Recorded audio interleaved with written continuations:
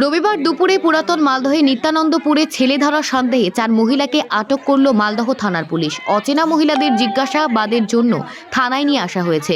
Police ঘটনার তদন্ত শুরু করেছে। স্থানীয় সূত্রে জানা গিয়েছে, এদিন সকাল থেকে ওই মহিলারা মেয়ের বিয়ের সাহায্যের কথা বলে গ্রামে ভিক্ষা করছিল। তবে এক একজনের কাছে এক একবার ভিন্ন ভিন্ন জায়গায় বাসিন্দা বলে পরিচয় দিলে সন্দেহ হয় এলাকার মানুষজনের। তাদের ঘিরে বিক্ষোভ দেখানো হয় এবং পুলিশে খবর দেওয়া হলে পুলিশ তাদের আটক করে থানায় নিয়ে যায়।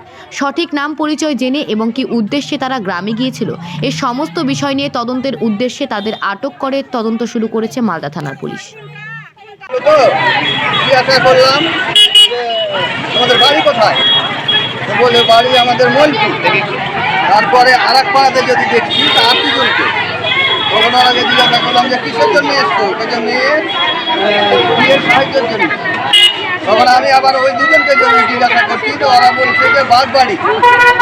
তারপরে চলে গেল এখান থেকে, সবাই টাকা পয়সা দিচ্ছে।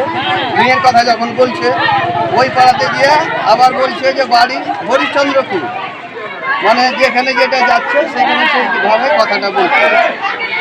তখন ওই পাড়াতে সন্দেহ হয়েছে যে জায়গার নাম কেন বলছে, যে কোনো লোক একসঙ্গেই আছে তো এক জায়গার নাম বলবে।